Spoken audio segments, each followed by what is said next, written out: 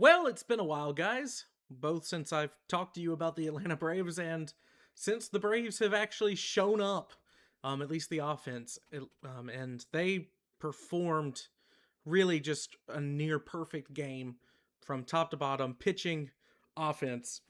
The Braves shellac the Texas Rangers by a score of 15-1, led by Chris Sale, who once again, magnificent. He's been good over this bad stretch. It's not, I mean, a 10-6 record does not show just how amazing Chris Sale is. He's not been getting the run support. I know they flashed up a graphic on the broadcast kind of later in this game of like, oh, he's getting 6 runs of run support a game. And it just, that doesn't really feel all that accurate. Even since before the Braves went on this slump, even out in LA, I mean, there were times. I mean, he lost a game to the Dodgers where he was fantastic because the Braves just could not scratch a run across. They were largely unlucky in that game, of course, but still. But Chris Sale tonight gives you 7 innings of two-hit work. No runs, obviously. Well, I guess um, one run came across later in this game, so not obviously. But 7 innings of shutout work, only 2 hits allowed, no walks for Chris Sale, who tonight reaches 2,700 career strikeouts. So he is an absolute Hall of Famer, and many more performances like this, if he can get just a little bit more hardware, might be going into the Hall as an Atlanta Brave. Very, very interested to see his decision, but definite Hall of Famer. Probably the last of a generation of sure Hall of Famer pitchers, just based off of the way counting stats are used now. So Verlander's retiring this year. I don't think Scherzer's made a decision yet, but then it's just Garrett Cole and Chris Sale, kind of that middle generation of pitcher. So Chris Sale, it's hard to praise him more than he already gets, but every little bit of that is deserved.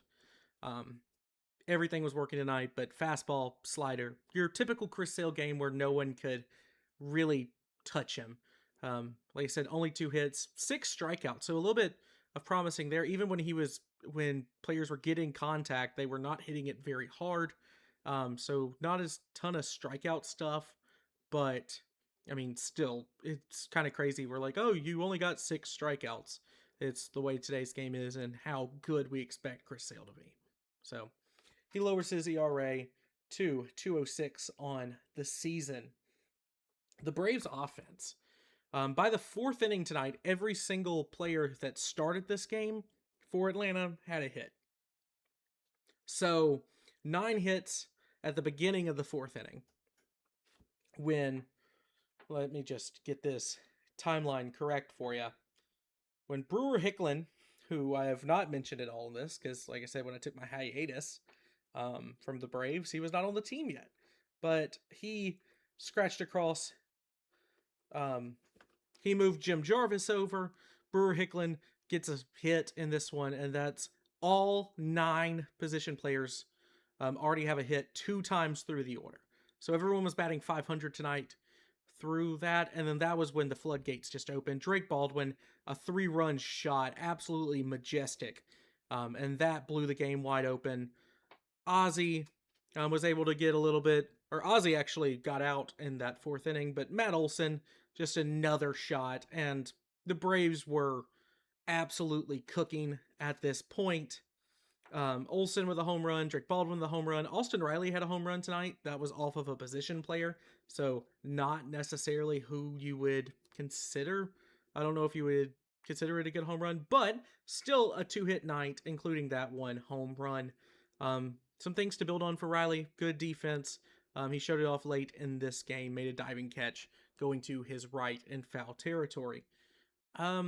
Really, there's not a ton of standouts in terms of the Braves hitting because you just go up and down this lineup. Everybody that checked into that got an at bat tonight, except for Joey Bart, got a hit. Joey Bart just flied out against a position player, just trying to do his best to put it into play.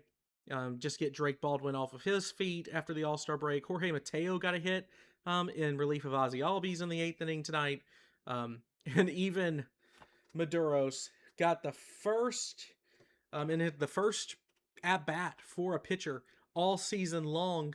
Victor Maduros gets a hit, and he's not had an at bat since high school. And he just a crazy kind of turn of events. You've got a position player on the mound for Texas, two runners on, and Victor smokes it using Matt Olson's bat. And maybe that explains the velocity. I think it was 104 off the bat for Maduros. So if the Braves can get that kind of pitching from, or that kind of hitting from a pitcher, I mean, maybe that's a sign of good things going forward. Um, Jim Jarvis tonight, another two hits. He was 2 for 5, raises that batting average up to 314 on the year. So Jim Jarvis probably going to be your everyday shortstop until further notice, unless he starts fading off, or you make a deadline acquisition that puts Dubon as the everyday shortstop. I just right now I don't see Jim Jarvis giving up this position for Ha-Sung Kim. I know that Ha-Sung Kim's making a lot of money this year, but you have to, it's the second half of the season. You have to really start thinking about the lineup you run out there day in and day out. And I just think Jim Jarvis has earned the spot as your starting shortstop, at least for the time being. Like I said, if there's an outfielder that gets traded at the deadline, maybe that would shift Dubon to short in a lot of days. But then, I mean, you could even have the discussion of Jim Jarvis getting Austin Riley some days off, getting Ozzy Albies some days off. I think that would be very effective for the team to do down this stretch. So I'm very, very happy with his performance. Saw him when he first entered the Braves organization with Columbus last year for about a month and just tore it up. Fantastic defender. And right now he is adapting great to the big leagues. So I saw a stat today, and only at the time 10 games played, Jim Jarvis already has 3 outs above average, which ranks ninth in Major League Baseball among all shortstops. So he is just fantastic back there. An 819 OPS to go with Gold Glove level defense, and you'll take that any day you can get it. I'm not sure. I don't think the Braves are going to trade Jim Jarvis. However, if they see him, if he plays really well down the stretch, if they have the possibility to go get a big name, I could see Jim Jarvis getting or being on the chopping block if that is just going to get you a high level outfielder or starting pitcher. And because you always have Mauricio Dubon can play short for you every day. So we'll get into the trade deadline. I'm do have a script that's about a third of the way written for the trade deadline, and we'll get into that probably next week, maybe a week after. We'll see how things go in life. Um, who else do I want to talk about? Ozzy had a good night tonight. Only the one, 2 hits in 4 at bats. Drove in a run. Drake Baldwin, man, he had the RBI single in the second, and then the 3-run homer that I already mentioned. Absolutely majestic.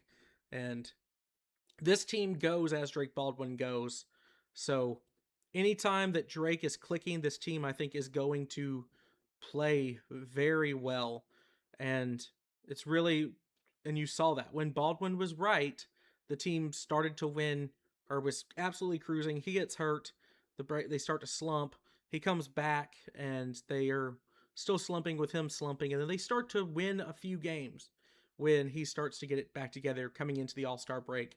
So maybe now that it feels like he's fully healthy, the Braves can win some ball games with Drake Baldwin going.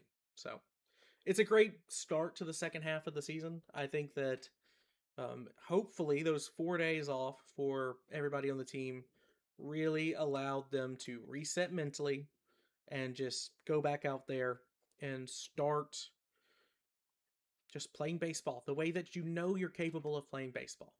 The back of the baseball cards for basically everybody on this team says that you should be a World Series contender. And like I said, Drake Baldwin, Rookie of the Year.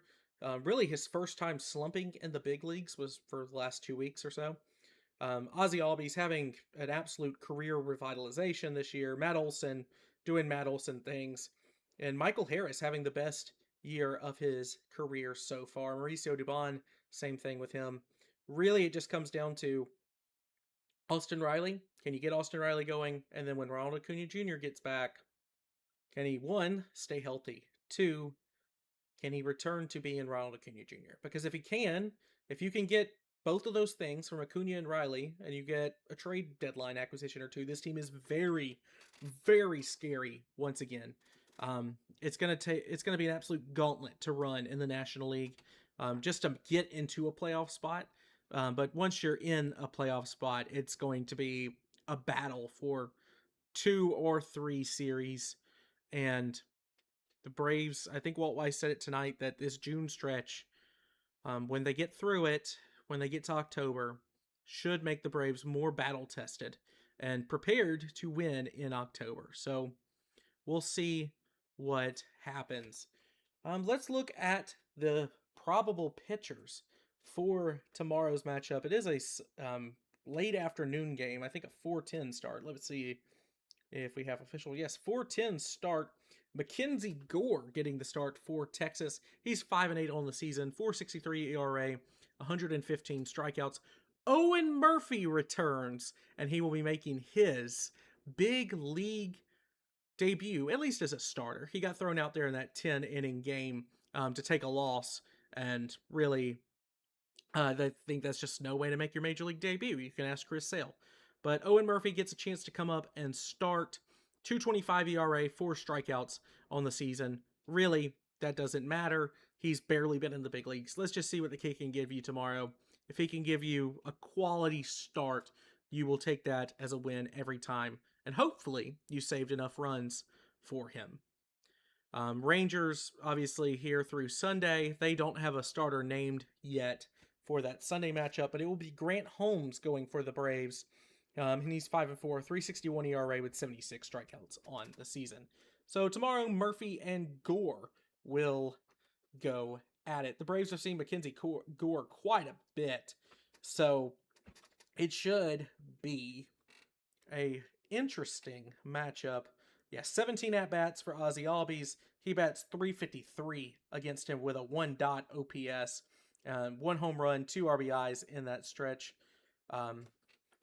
Drake Baldwin actually has 0 at-bats against him, but 1 walk, I have to assume, because the OPS is 1. Joey Bart, no average in 3 at-bats against him, but a walk in that time. Mauricio Dubon's hitting .500 against Mackenzie Gore. Michael Harris hitting .267 and 15 at-bats with 2 home runs to speak of. Matt Olson kind of struggles against him, at least comparatively. 22 at-bats against Mackenzie Gore, only .227 with a 710 OPS for Matty O. And then the last guy to really have significant experience against him, Austin Riley, in 12 at-bats is hitting .333.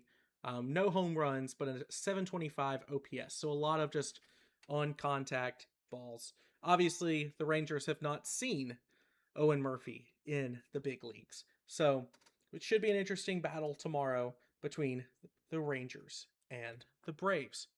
I think that wraps it up for a very exciting night. The Braves win 15-1 and begin the second half in style. Hopefully it continues, and hopefully things in life will allow me to talk to you about a Braves win once again tomorrow.